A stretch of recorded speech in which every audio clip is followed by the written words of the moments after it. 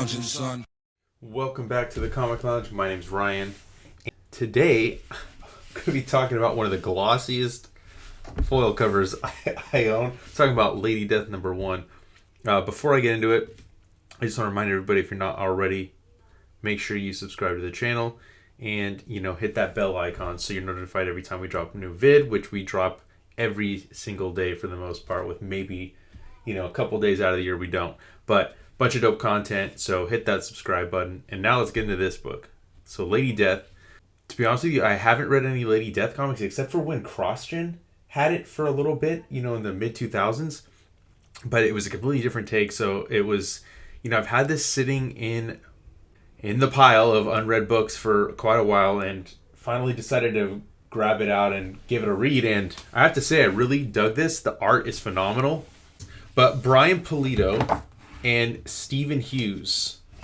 Brian Pulido and Steven Hughes on this book. So this is not her first appearance. I believe she appeared first in, Evil Ernie, which is another Brian Pulido Chaos Comics creation. But this is, an intro to her past and how she got to be who she is. Obviously, this is done during the Bad Girl era of comics. Well, not era, but, when all the Bad Girl comics were coming out. You had Dawn, Witchblade, I'd say even Fathom got into there. All those characters that kind of like of the same ilk. Evangeline was, part of that too. Glory. She was always a character, the whole Chaos Comics kind of universe of characters has always been on my mind. This is a very striking cover, very awesome, and I like that we get a little bit of a backstory. She's kind of talking about how, all the death and destruction calms her. How one day all life on planet will cease and finally her endless suffering will end. All because of you, my young champion. All because of you, Evil Ernie. And so I don't know much about Evil Ernie. Definitely, after reading this, want to pick it up. But, the real standout for me was not just the story, but the art is phenomenal. I love the coloring on this. I think it's definitely different than what you were getting at a Marvel or DC. Kind of reminds me a little bit of the same type of coloring you would see at Milestone. But we quickly are going to get into her past, and it transports us back, basically 500 years in the past. And we see, this is before she becomes Lady Death. Her dad is a fucking douchebag. She's sitting here mourning her mom that's passed, wishing she'd come back. And inside her head, she's thinking, she wishes this, even though this is her father, she wishes he was dead. And then throughout this, which is interesting too, she'll be yell out silence, her memories, they haunt her, and so it's jumping back and forth between her narrating, almost kind of reminds me a little bit of Tales from the Crypt, where somebody else is narrating this horror story, right? And we see that, he's, her dad, Lord Matthias, he's the ruler. Nobody fucking likes him. Everybody pretty much hates him, says that he's in league with demons, and we're going to soon learn that, yes, he is. He's communicating with these demons, trying to get power from them, feeding them, the souls of his fallen soldiers. So he basically is sacrificing his warriors to feed these demons so that he can get power from them. And then he's wanting to eventually rule hell. He sees his daughter. She's like, oh shit, what's going on? Wakes up the next morning not knowing if what she just saw was real or not. And again, the jumping back and forth, I really dig. I love her design too. I think it's, it's crazy, she's getting to we're learning her story through her, but she's not necessarily always narrating. She'll just comment on her memories. Talking about how she believed it was a nightmare, but she never forgot the words that he used to conjure his demon partners, and those few words in my memory of them would later lay the groundwork for my undoing. So obviously she's going to meet a horrific end. See her, she's, we've got young love, and then in that young love, her dad is going to now take him from his daughter and take him with him to war. We see her only friend, because all the villagers can't stand the dad, so they feel like she's no better, and so all she has to talk to is Agnes, the maid at the castle. And I really dig this. We're gonna get into this a rare and happy time away from Matthias is what she was feeling, away from his brutality. And then as she's saying that, we see this, and he's striking down everybody. And I love the way that Stephen Hughes depicts the snow, and just that fucking look in his eye, the blood coming down, the dissevered head, all these people just like dying around him.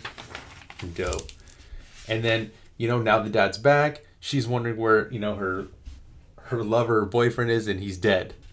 Father could give two shits about her. And, now she's seeing that, we're seeing the rats kind of overtake the city. It's clouded by darkness, and this rat bites Agnes, her, the maid, and then we see like this, everybody's getting sick, there's a plague going around, and then, this priest comes and says, there's nothing else they can do for her, she's gonna die. And then we see Hope, which, by the way, I realize I haven't said what her name is, but I think it's kind of ironic that her name's Hope and she becomes Lady Death. She comes in, she's like, all we have to do is lance the swellings, and they, she does it, and they think that she's possessed, and they think that she's a witch. Now they're gonna make her suffer. She looks back on it thinking, of human fools, as if my suffering weren't enough. They plan to steal what little pleasure I had. Like, I really dig in Brian Pulido's writing. It makes me want to go seek out a lot of these Chaos comics, I'll tell you that. I definitely want to pick up the next few issues, because this is the only one I grabbed. I saw this, was going back issue, dollar bin diving, and saw it, and I had to have it. And I kind of wish I would have just grabbed the rest of the issues, but I was like, well, I'll just try the first one. But I dig it, like Agnes ends up coming out, but what do? They kill her. And so even though Hope saved her, she's now dead anyway, because the villagers are now going to come after Matthias. Kind of reminds me of like when the villagers go to take down Frankenstein, they're taking down the mad, basically the Mad King. And he's ready to get his power and use it to conquer Lucifer and be the Lord of Hell. But these guys have other plans. And so they just attack him. Even though he's, attacking them, they're spearing him. And he says he's coming home. He's going to go to hell. And he disappears. And then we see Hope lit up on a stake. Basically, they're burning her as a witch. And then we come back to the present day and we see how she, she's saying her mundane life as a helpless little girl was about over. Little did I know that death would be the least of my problems to come. Next issue, Descent into Hell. So, like I said, I definitely want to check out the rest. Got this Mike Holman pinup, really dope. Got this, little kind of update on what Chaos Comics is doing. Can see that they already have the Evil Ernie trade paperback out. They got the Evil Ernie Ashcan for sale. They got the Evil Ernie The Resurrection miniseries. Not sure if that's like the beginning or not. Again, I don't know a ton about Chaos Comics, but this has definitely intrigued me enough to want to go check out the rest. And then this Rack and Pain, I didn't know he did a book over at Dark Horse. We get this Lady Death calendar coming out. And then just, talking about Outlaw Comics here. So, very cool issue. Highly recommend. And make sure you like, follow, subscribe, hit that bell icon so you're notified every time a new video drops. And on that note, I'm out.